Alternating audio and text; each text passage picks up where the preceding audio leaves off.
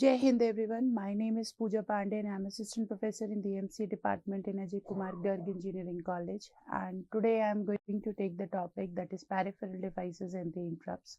That is an important topic in the computer architecture and the organization, and according to the AKT University's subject code is BMC 105. Let's start with what you mean by the peripheral devices, right? Normally, peripheral device is nothing but a device which provides the input-output functions for a computer and serve as an auxiliary computer devices without computing intensive functionality, right? Peripheral, generally what we consider that peripheral device are not the essential for the computer to perform its basic task, but they can also be used for the enhancement of the user experience, right?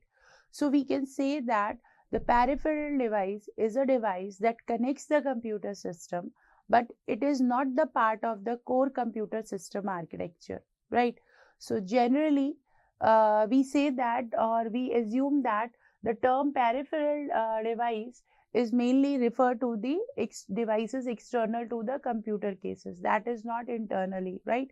So that is what you mean by the peripheral device, and mainly we have to keep in mind that peripheral devices means that we have to that provides the input output function for the computer, okay, and it serves as an auxiliary computer device without the computing intensive functionality. That what is you mean by the peripheral devices. Now, there are these following types of the peripheral devices, that the input device, output device, and the storage devices. Input device means that it converts the incoming data, it converts the incoming data and instruction into a pattern of electrical signals in a binary code, right, that are compressible to the digital computer. For example, whenever we input the name, for example, my name is Pooja. So whenever I enter the name, that alphabets are converted into the bits form, because we know that the machine only understand the value in the bits form. So all the things, whatever we type from the keyboard, they are automatically they are changed into the bits, because bits, right? And they are in the form of the electrical signals that are converted into the binary code, right, which our digital computer understand. So for the input devices, our examples are the keyboard, mouse, and the scanner and the microphones. And output device means that it is just opposite of the input devices.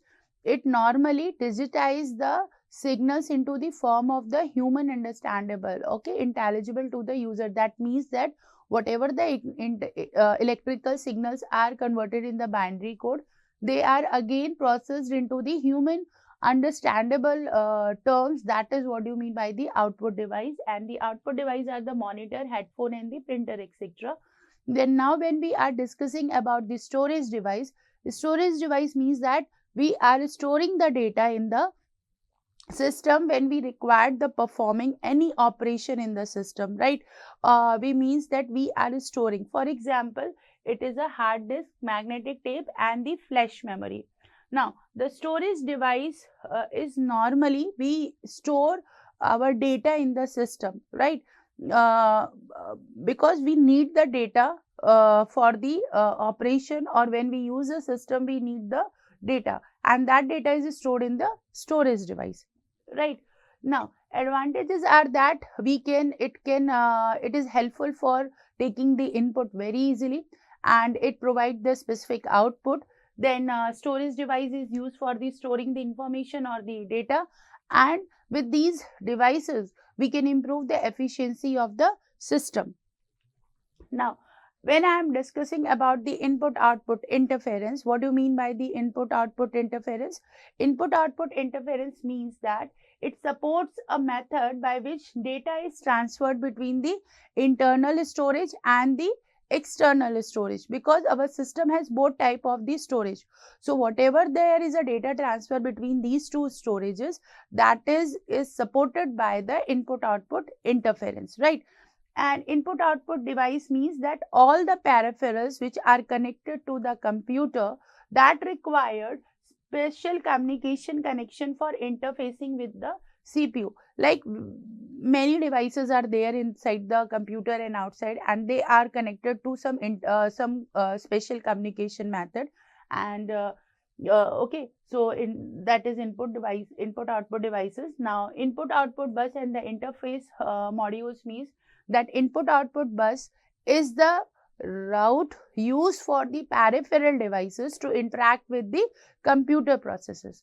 Like whatever the devices we are using, they have to be connected by some mode, then only we can communicate, or then our computer processes will work. So they are the input output devices or the interface module.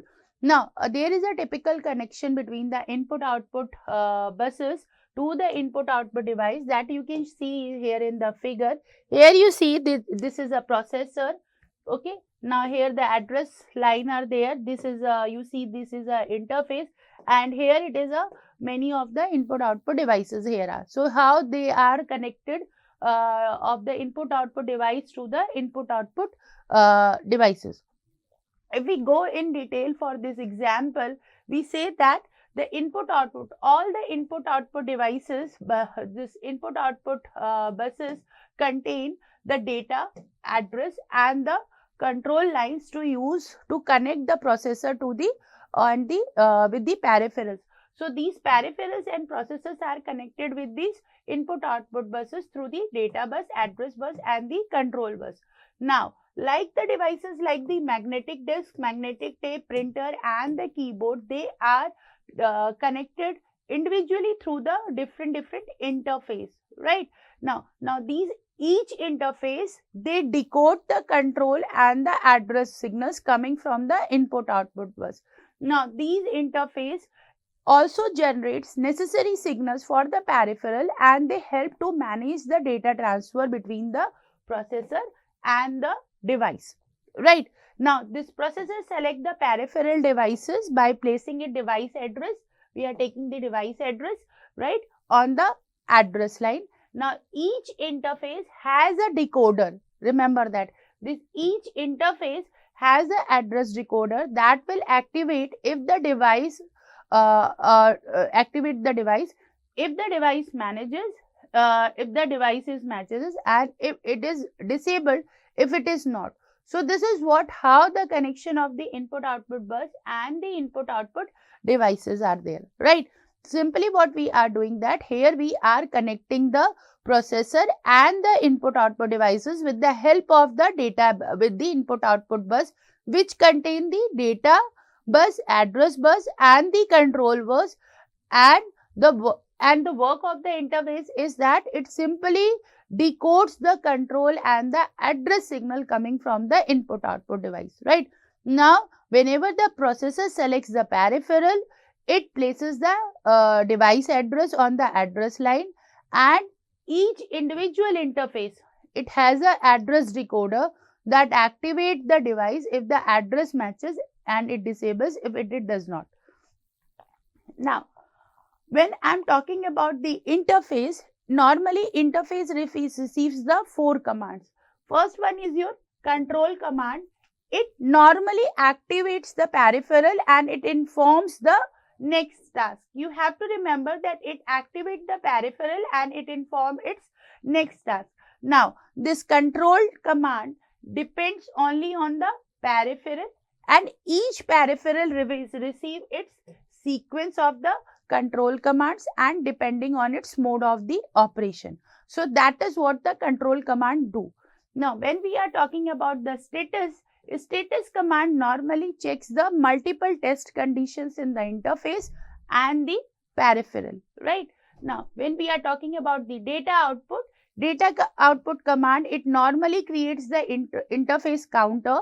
Okay, it normally creates the interface counter to the command by simply just sending the data to the bus and then to the register. So that is the work of the data output. And data input, similar way, in the just opposite as a data output. Data input command is what it does, it gets an element from the data from the peripheral, and it places it in the buffer register, right? So these are the 4 command you say we are receiving when an interface receive, and we work on these 4 commands. Generally, these 4 commands are working. Now, see, now if I am talking about the input output ports, here the ports, what do you mean by the ports? Ports normally it is a connection, act as a interface between the computer and the external devices like the printers and the modem, etc. So next time when you are going in the lab, just see your CPU, how, where are the ports are there, or you see the router, or you see the if you see the LAN connection, you will find out some ports there, right? So there are mainly basically types of the port. The first one is your internal port and the second one is your external port. When I'm talking about the internal port, it connects the system keyboard to the internal devices like the hard disk, CD drive and the internal Bluetooth. These are the internal, you say they are the internal port, right? Now, when I'm talking about the external port, it normally connects the system keyboard to the external devices like the mouse, printer, USB, etc. So next time when you are going in the lab or when you are using your laptop, you just observe that where are the ports and what are the internal ports or what are the external ports. So here are the diagrams, some few pictures of the various ports. So you can see it clearly and find out when you are observing something in the disk, okay, or in the system. Now, some of the most commonly used ports are the serial port and the parallel port. Normally, the serial port is used for the external modems and the older computer mouse, and there are two versions are available, that is 9-pin and the 25-pin, and here the data travels 115 kilobytes bits per second. Now, when I am talking about the parallel port, these parallel ports are normally used for the scanners and the printer. When you attach your scanner and the printer to the system, these ports are used, and here you will find it is a 25-pin model. So, these are the pictures of the serial port and the parallel port. So, next time when you observe in your lab or in your system or when you are taking out the printout, you can easily find out which one is the internal port and which one is your external port. Now, if I am talking about the USB port, see, it's a very simple thing. The USB devices such as external hard disk and the printer, scanner, mouse and keyboard, it connects all kinds of the connects all kinds of the external USB devices, and it has the data is traveling, it's 12 megabits per second. When I am talking about the firewire ports, it normally it is connected to the camcorders and the video equipment to the computer, and data here travel is 400 to 800 megabits per second, and we are transferring the large amount of the data at very fast speed. Now, fifth one is your Ethernet port. It connects the network and the high speed network, okay, high speed internet. So for the internet, basically we are using the Ethernet port, and here the data traveling is 10 megabits to 1000 megabits per second depending upon its bandwidth. So now next topic is interrupt. What do you mean by the interrupt? When I am talking about the interrupt means that interrupt is like a signal sent to the processor to grab its attention. It tells the processor to temporarily stop what it's doing and handle something more urgent or important. For example, you are doing a work and somebody comes and says stop, excuse me. So you are just stopping your work. That is called as your interrupt. But when we are talking about in terms of the computer system, it is normally a signal which is sent to the processor to grab the attention. For example, when you are clicking the mouse, when you are clicking the mouse or pressing the key, the interrupt is occurred, right? Now, when we are taking out the printout and suddenly the paper run out, suddenly printer run out the paper, you see there is a message, okay, interrupt is there. So that is a handling the hardware issues, right? When you are for example the update, you say that the interrupts occur when we are, I'm talking about the you say when you are clicking the mouse or you are taking out the printout and suddenly the light goes, or come and your program is not saved. So automatically the system got shut down. So that is what called your interrupt, because it is stopping for a moment. Your work has been stopped for a moment, right? Now when we are understanding the interrupt, a question comes in our mind that why we need the interrupt. See, interrupt is needed for responding to the user. The first one is that we have to understand responding to the user. We say that interrupt is needed. For managing the handling the hardware issues, we say the interrupt is occurred. For managing the background task like updating the clock, we say that interrupt is needed. And without the interrupt, see, interrupt is needed. Why? Because the processor would, if we are not using the interrupt, processor would have to constantly check the events, wasting the time and resources, right? For example, and for this process we called as polling, right? So where the processor is keep on working and working, and sometime our bandwidth is also wasted, our time is also wasted, our resources are also wasted.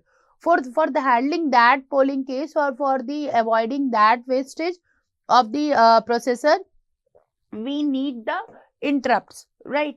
Now there are basically two types of the interrupts. First one is your hardware interrupt and the second one is your software interrupt. Normally your hardware interrupt is triggered by the hardware devices. When you are pressing the keyboard or you are clicking the mouse, it is called as your hardware interrupt. And when it is when a interrupt is triggered by the program, for example you are dividing by 0 the value, okay, so that is a software interrupt. So that is called your software interrupt. You have to keep in mind that if it is triggered by the program, then it is software, and if it is triggered by the hardware device, it is called an hardware interrupt. Now hardware interrupt is again also divided into the two parts, that is your maskable interrupt and the non-maskable interrupt. When I am talking about the maskable interrupt, it means that these interrupts can be ignored or masked by the processor if needed. For example, I am taking an example, when a colleague knocks on your door, okay, or when a student knocks on a door and teacher is taking the class, you can choose, the teacher can choose to answer to let him come in or let me stand there. So that is what you call by the maskable interrupt. The choice is yours, okay, you are allowing or not allowing. So for example, like peripheral devices like the mouse or the keyboard normally generate this, okay. Now non-maskable interrupt means that it cannot be ignored or masked by the processor. They must be processed immediately.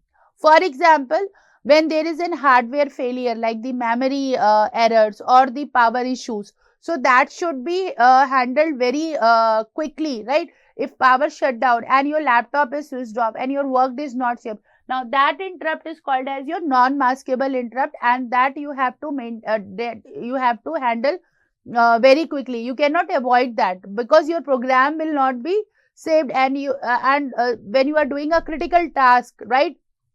For example, you are doing the critical task, that task should be completed and there should be no interrupt. For that handling that interrupt is called as your non-maskable interrupt, okay.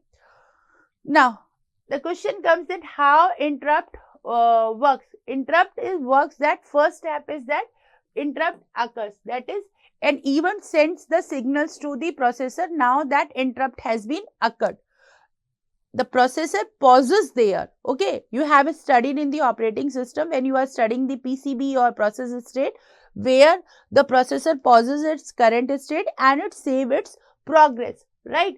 Now the processor runs then a special piece of code to handle that interrupt, and that is called as your interrupt service routine. Once it is done, the processor goes back and what it was doing. So nothing is there. So these are the steps of the how interrupts work. You have to keep in mind that first one is that interrupt occurs, second is save current state, third is ISR, that is your interrupt service routine, and the fourth one is your resume work, okay. So this is a condition how our interrupt works. Now what is the key benefits of this? The key benefits of this, that the processor does not waste the time checking for the events, and critical tasks can be handled immediately because of the interrupt. So sometimes we say that interrupts are also beneficial. They are not dangerous to us. They help us to CPU give the more efficiency and work better, right? Now, when I am discussing about the interrupt cycle, if you see, this diagram is showing this the interrupt cycle with the execution of the fetch, execute. But to accommodate the occurrence of the interrupt while the normal processing of the instruction, the interrupt cycle added to the normal instruction, right? So let's see here. If you see that here, in this diagram, it is the CPU is starting, CPU begins the working from the start position, right? Now, here the fetch next instruction, it means that CPU reads CPU reads or it fetches the next instruction from the memory. Now, third one is your execute instruction. The CPU performs the operation of the instruction, and now during this execute instruction or during this execution, interrupts may be enabled or disabled according to the depending upon the instruction. Therefore, it here in the diagram it is shown as the interrupt disabled or interrupt enabled. Here we are saying the check for the interrupt for the service interrupt. We are checking for the interrupt. After finishing the instruction, the CPU checks that has any devices asked for the attention. If service interrupt, if any, the interrupt is present, the CPU stops to the normal work and handles the interrupt to the, you say, running to the interrupt ISR routine. Now, again it will go back to the fetch cycle, then it will return to the fetch cycle, and it is halt if instruction says so. If the executed instruction is halt, then CPU stops working. So this is the life cycle, or you can say this is the instruction cycle with the interrupt, right? Now, in one line, if we want to understand that what do you mean by the interrupt cycle, it means that the CPU keeps fetching and executing the instruction one after the each one. If checks if any interrupt has occurred. If yes, it pauses to the normal work, handles the interrupt, and then continue its cycle. So, thank you all. This is what about my PPT that clearly state that what do you mean by the peripheral devices and what do you mean by the interrupts and interrupt cycle. See, this is a very simple topic, but students should know that what they are mean and what they are beneficial. So, thank you all. Jai Hind.